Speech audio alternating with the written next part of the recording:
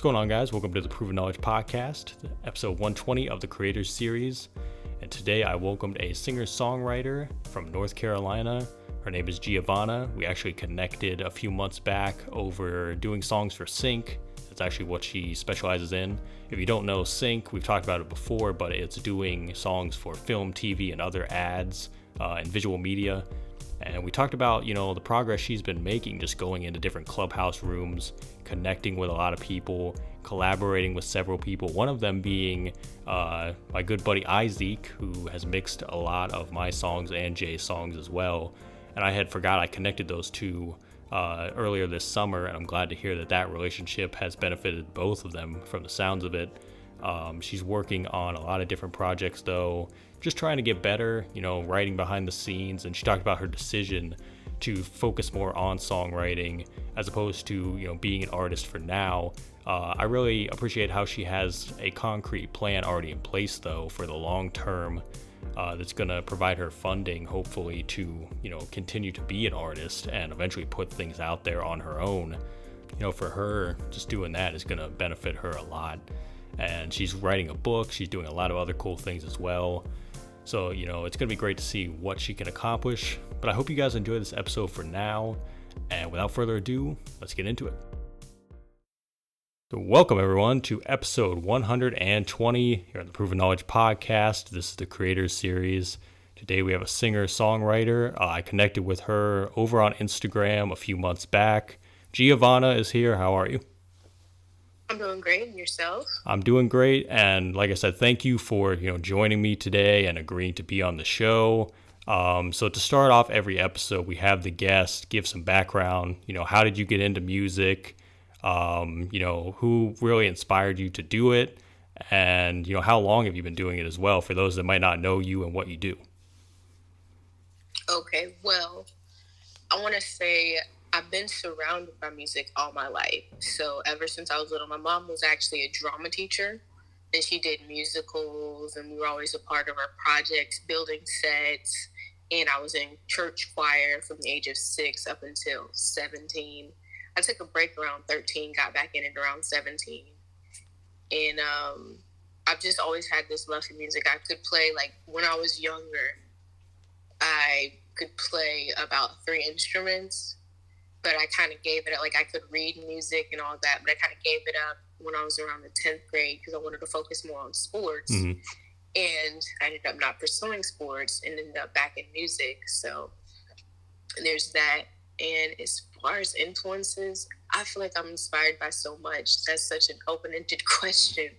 It's one of those things where I could hear a jazz song and like it, or I could hear a country song. And as a writer especially, I feel like you can be inspired by the storytelling in country or R&B or just the dynamics of sounds and something like jazz, even hip-hop sometimes. I'm not much of a hip-hop rap type person. Mm-hmm. So that's why I mentioned country, jazz, and R&B, because that's kind of where a lot of stuff that I listen to as far as finding melodies and stuff like that.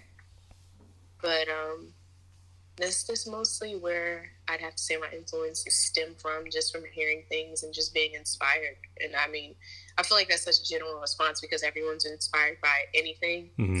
But I really don't have anything like something I go back to. I don't go back to the Stevie Wonder album. Remember when I was 6 and I heard this album and I was there's a couple of artists that give me that nostalgic feel, like Brian McKnight. He's someone that I'm always obviously I'll be okay, if I want to write a love song, I've literally written a wedding song because he has so many good wedding songs and he's always singing weddings. And I was when I try to think of a blueprint of a wedding song, I think of somebody like Ed Sheeran or Brian McKnight, people that just make classic love songs. Mm-hmm. So there's that. Yeah. It's great. First of all, it's great to hear that you had that in your family as well to kind of, show you that you could do it as well, as far as music and everything, and kind of just being surrounded by creativity, at least in some aspects. So that's great to hear. I think that, just even when you don't have that, it's kind of you're led to certain influences here and there that you might not know of. when you're young, especially. But then as you go on and you continue to do things, and like you said, you were doing sports, and then you ended up coming back to music kind of after that, and just you kind of just stuck with it and saw where it went and everything. So that's incredible to hear. Now, where are you from, by the way? Because I don't think we ever talked about like your location, like your city or anything. So where are you located? And also, how do you think your location has kind of contributed to, you trying to pursue music? Has there been any difficulties in finding people to collaborate with where you're from? It's actually a really funny question because I grew up in Asia. So Really? I'm 25. Yeah, really. So I'm 25, and from the age of 3 to 17, I spent living in Korea and Japan. And then at 17, I finished my senior year off in what's a little town called Statesville, North Carolina, about 45 minutes outside of Charlotte.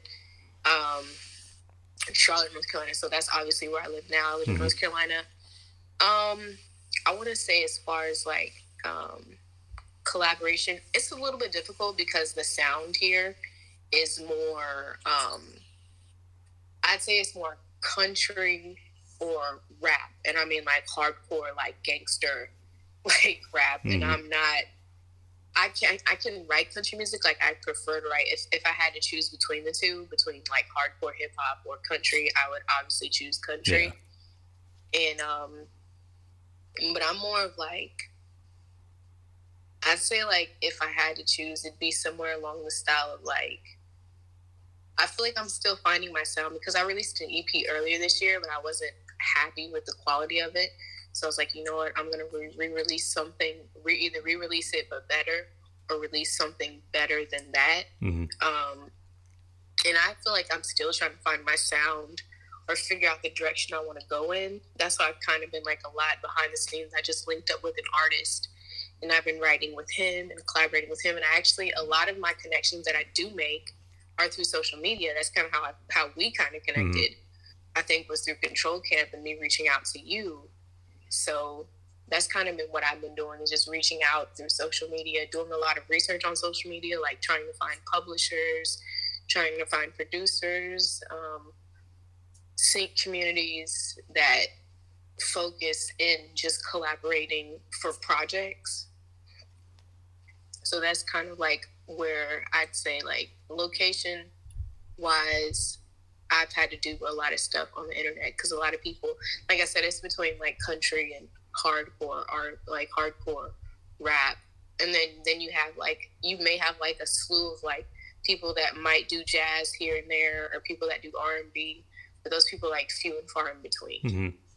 Yeah, and that's kind of like two totally different worlds too. So if you're kind of like in the middle of it, you're like, well, which one, like where am I going to go and everything and what am I going to do? So I think like a lot of the rap stuff too probably has to do with like J. Cole, Dreamville being big from that area as well. So it's lot not of even that, though. Yeah. Like the sound is more like trap music, more so more than like J. Cole. Like you have artists that rap like J. Cole, yeah, but like it's more the trap sound. Yeah. It's like extremely popular in the area that I'm in. Anyway. Yeah. And that might be like Southern hip hop as well, because obviously Atlanta is kind of where a lot of the trap like influences come from too. And then obviously country has always been prevalent in the South. So it's like those are two totally different things, but it's like, you have that melting pot of different styles and sounds.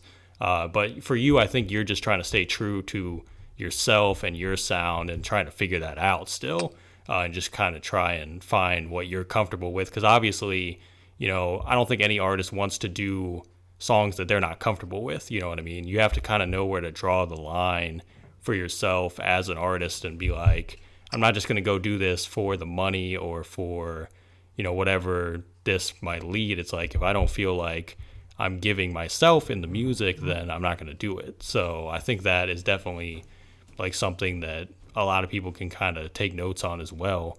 You kind of touched on another question I had for later, but we can kind of dive into that now. And that's obviously like, let's say Clubhouse, for example, because Clubhouse is where Control Camp had like meetings, right? And I don't know if they still do. I haven't been on Clubhouse in a while.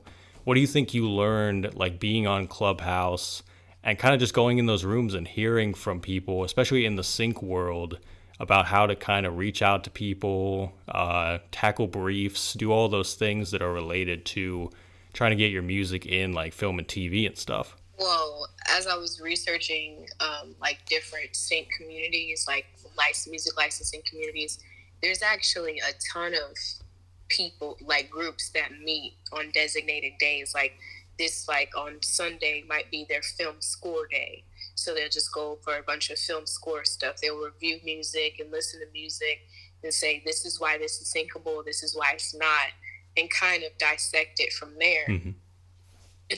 And like Wednesdays might be original music. So like I feel like Clubhouse is very instrumental because you have people from all the different parts of the world. Like you've got people from India or the Philippines, or you've got people from like Arizona. Obviously, people it's just a way to connect. It's just a different way to connect, and I think it's very great because on there they have their profiles, and you can link your Instagram profile on there or your Twitter profile, or maybe I don't know if it's Facebook as well, but I know for sure you can add your Twitter and Instagram, and then you can not only can you direct message them on the app, you can go on their social media platform and direct message them on their social media platform. So I've reached out through Clubhouse, I've reached out through Instagram a lot, and that's just how I made a lot of my connections. So I think Clubhouse does the job they're supposed to get done. I believe so. Yeah. Are you still going in there like every week then? Like, have you stayed active on that app or not? When I can. Yeah. When I can. It's like a time thing too, because like I know that it became popular during the pandemic when a lot of people had a lot more time on their hands and they could go into these rooms every day. And I joined like February of 21 is when I joined. So I was in there pretty much every day at some point in certain rooms. And then like at this point, I'm hardly ever on there just because I don't have as much time as I did then. But it's still like if you can find the right rooms and the rooms that are still consistently being active, it's still great because like you said, you can get all these different perspectives, and then you might find some information you didn't even know like existed. So as long as you're just in there kind of trying to use it for business purposes and be professional, and like you said, then you can go to Instagram and kind of continue the conversation from there. And I know they even changed it to where they have like Messenger on there as well. They have like either the room messenger, so you can like do a message board with the whole room, or like individually. So they kind of like adapted to like the other social medias and kind of did their own thing as well. But obviously like a lot of memorable moments on Clubhouse rooms for me and for a lot of other people. And I think it's great to hear that, that kind of worked out for you to kind of get opportunities. So what exactly are you aiming for in sync? Are you trying to do more films or TV or like commercials and stuff? Or you're just trying to find whatever opportunities are going to fit your sound and style? Like, have you ever put thought to that yet?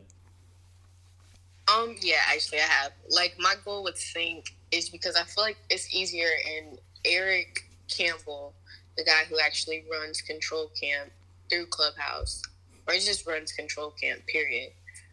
He made a very valid point that, because I wanted to work with like bigger name artists, obviously as a lyricist, and or at least just get in those rooms and see how people collaborate and that kind of thing. Like I plan to move to Nashville in a couple of years just so I can be more on the music scene, because it's just more immersed. You're just more immersed there than like in a place like North Carolina. So, well, Eric, going back to what I was going to say about Eric made a comment saying that, artists put out an album every 2 to 5 years, whereas in sync, you've got Netflix, Hulu, Tubi, Peacock, you've got YouTube ads, you've got TV ads, you've got Hulu commercials, you've got Netflix commercials, stuff that always needs music placement, and that's not to just extend it to the United States, but on a more global scale. You've got, Spanish networks or European or Japanese or African, people that need music content for whatever it is. And so my goal was, as a writer, is to build my catalog as a lyricist, kind of stack up my money, and then use that to kind of curate my own album and put it together, and then have that synced. Yeah. So that's kind of my goal. Yeah, and that's a good overall plan too. And that's a plan that can stretch for years, because it's not just something that is like a one and done. And then it's just like anything else. I feel like if you get that one opportunity from someone and you did good business with them and you were reliable and on time, then everyone else is going to want to work with you eventually as well. You know what I mean? It's just going to continue to snowball effect and build, and you'll land even more placements as it begins to, come together. So I think that's an amazing plan overall. It's interesting because, like, you think about just visual media in general, like since as long as marketing has been a thing and just visual anything has been around, usually everything has some type of music tied to it. You know what I mean? You hardly ever see a commercial or a movie without music. You take the music away, you're like, what is this? What am I? You totally can tell the difference. And it's like, as like music makers, I think a lot of people, they don't think about those things, because all that they think about is like, well, I can be an artist and just put out my own music and that's it. But it's like, it's so important to everything else as well, and we just don't know. It's just subconsciously has always been around, and we don't think that those opportunities can like help us and benefit us. But people need musicians, you know what I mean? They need, even the other creatives, they need musicians to, kind of score what they're doing and add to what they're doing. So like you said, there's just opportunities all over the place. Social media created a lot of opportunities for people to, have different, syncs and everything and get in projects. So, I think that's just the best route to go about it. And a lot of people think you only do one or the other, but I think what you're doing, kind of trying to do both, is great. And just try and balance both out and have them work off of one another as well. Because like you said, when eventually you drop like your own catalog of music, then you can just double up. You know what I mean? Then you can put your own tracks into sync and just see where they land. So I wish you the best of luck on that, and congrats on, just doing what you're doing so far. So appreciate it. Yeah. Thank you so much. Yeah, that's great to hear.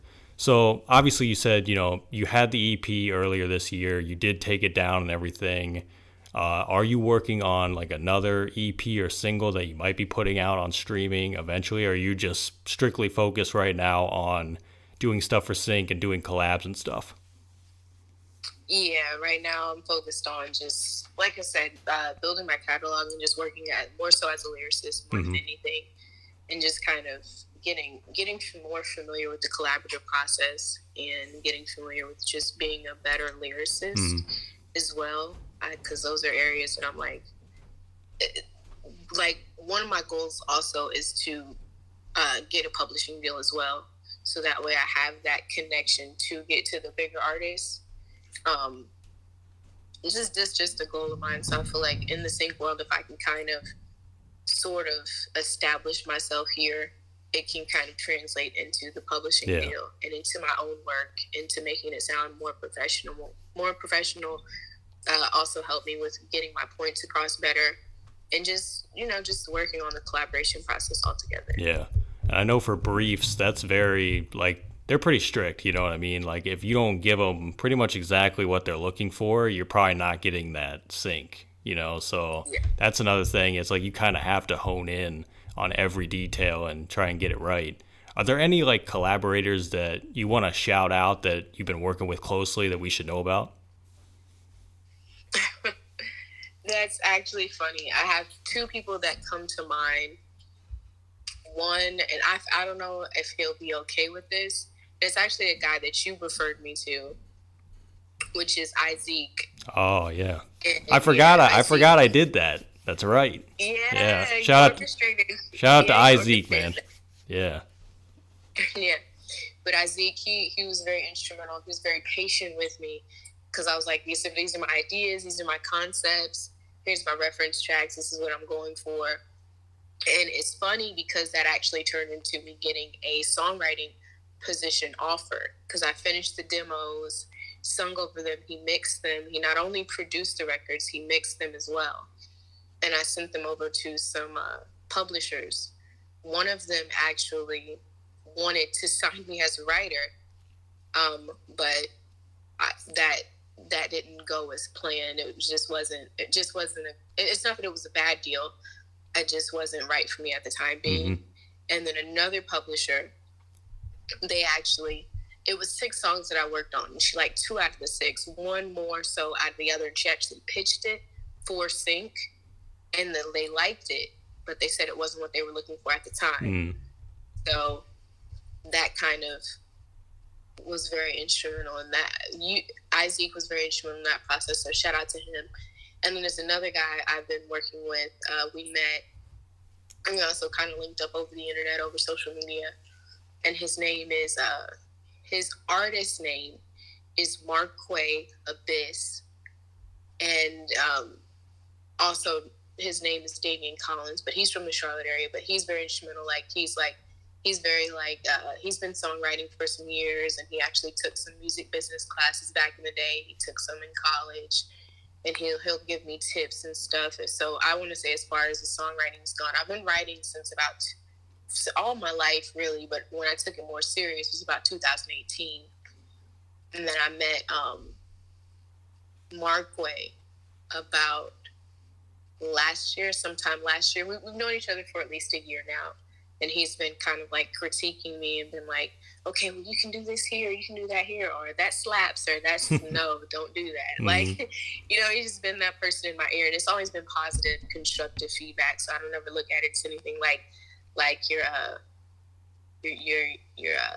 I don't like it or anything like that. I'm mm-hmm. always open to constructive criticism, because your music is to reach an audience. So you need feedback from the audience so you can know what to improve on and what to be better at. Yeah. That kind of thing. Yeah. Especially in that world too, because like we said, if they're that specific about, what they're looking for, it's good to have someone there to kind of guide you along in the process and just give you a little advice and be like, let's just change this one thing and we'll elevate it to that next level. And it might even help the song kind of, get further. So I think that's great. I'm happy, though, that it worked out with Isaac for real, because I honestly forgot about that whole thing, because I think you asked me, you needed someone to, mix the songs and stuff, and I was like, yeah, I don't mix them myself, but I have, my buddy who I work with closely, and he's mixed, a lot of my songs and my artist songs as well, so shout out to him. He's just so great to work with, professional, he's timely, his rates are great, I've never had an issue with him. So that's great to hear that, you got a lot out of working with him as well. And I'm glad to hear that connection, worked the way it did. So thank you for sharing that, for real. Oh, yeah, for sure. Yeah. So last few questions here. These are ones that I ask on every episode. And the first one is, if you could go back 10 years ago, maybe give yourself a piece of advice, or maybe not change anything at all, what do you think you would do? What I think I would do, or what I say to myself? Could be either one.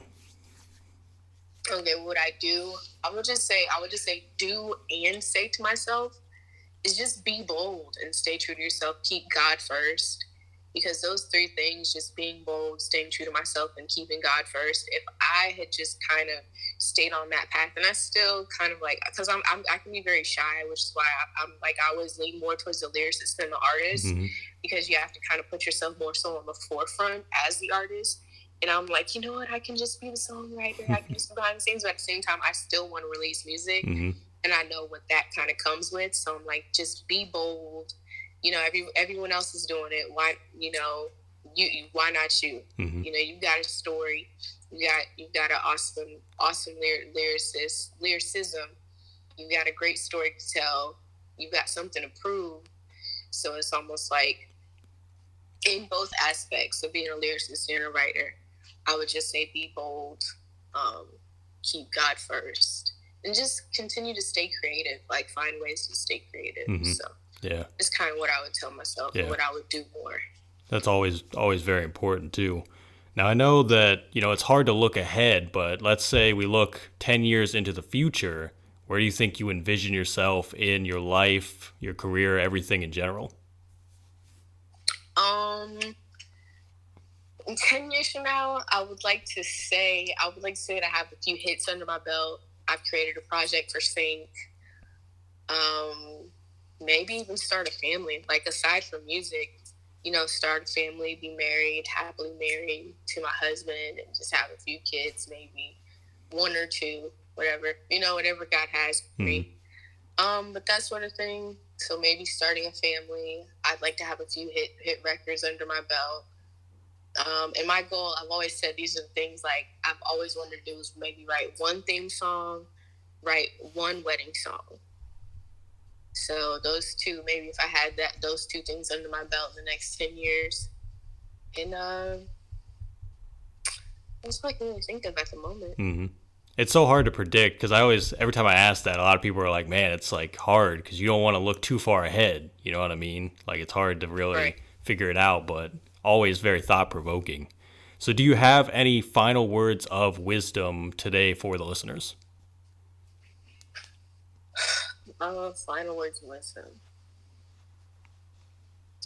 I would say don't take yourself too serious. You're gonna make mistakes. Keep pushing. Whatever you do, keep pushing. Because like last year, had I known I would be here, with my own equipment in my room, I'm slowly learning how to I learned how to record.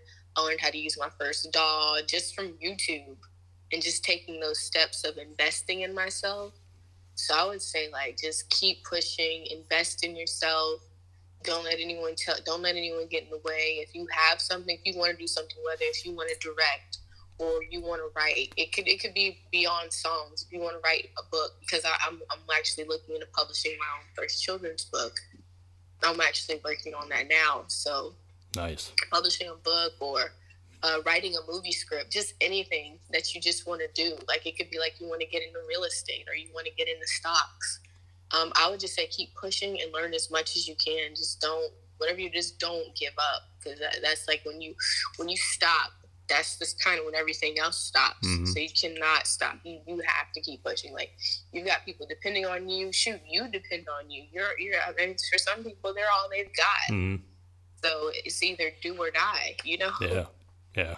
And just got to take it one day at a time too. That's another very important thing to go with that. So. Well, Giavonna, thank you so much once again for joining me today. That's all I have for you. But I'm looking forward to everything you got coming up, all the projects you're working on. Congrats on all the success you've seen so far, your book, because that's amazing. And I'm just looking forward to seeing, where you can take this. So congrats.